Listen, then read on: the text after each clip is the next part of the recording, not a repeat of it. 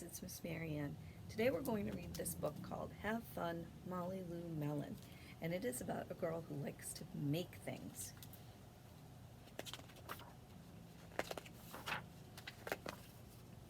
Molly Lou Mellon's toy chest overflowed with whoozy whatsits of all shapes and sizes. Her grandmother had told her, back in the olden days, I didn't have fancy dolls or action figures. I made them out of twigs, leaves, and flowers like hollyhocks and daisies. So she did just that. Molly Lou Mellon's backyard had a big weeping willow and crumbly rock walls with thingamajigs peeking out from every crevice. Her grandmother had told her, back in the olden days, I didn't have a store-bought dollhouse. I made one in my backyard. So she did just that. Molly Lou Mellon's garage was full of colorful boxes and crates. Her grandma had told her, back in the olden days, I didn't have a race car. I sat in a cardboard box and sped down the hill. So she did just that. Molly Lou Mellon lay on her back in the tall, willowy grass. Her grandma had told her, back in the olden days, I didn't have a television. I watched the clouds that floated by, and I saw lots of things in them. So she did just that. I think she sees a bicycle in the clouds. One day, new neighbors moved in next door. When Molly Lou Mellon went to welcome their little girl, she heard Gertie say to her mom, I'm bored, bored, bored. Molly Lou Mellon invited Gertie over to play.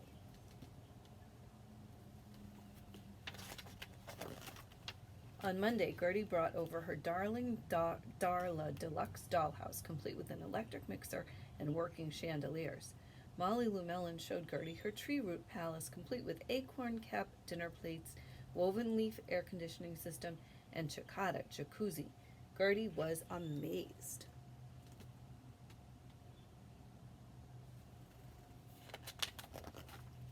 On Tuesday, Gertie drove over in her battery-operated, fully loaded Coupe de Ville. Look out below, Molly Lou Mellon screamed right before hurtling down the hill in her turbo boxcar, hand-painted with orange and red flames. Gertie was amazed. On Wednesday, Gertie was going to call Molly Lou Mellon on her cell phone, but then she heard a strange sound coming from an old tin can that was dangling in her window.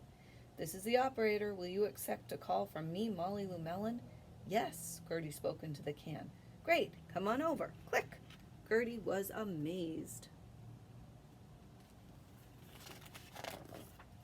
On Thursday, Gertie asked Molly Lou Mellon if she'd like to come over and watch cartoons on her big screen TV. It's 120 inches wide. Molly Lou Mellon said, not today, thanks. I'm going to go watch the clouds. They're sky wide. Gertie was amazed.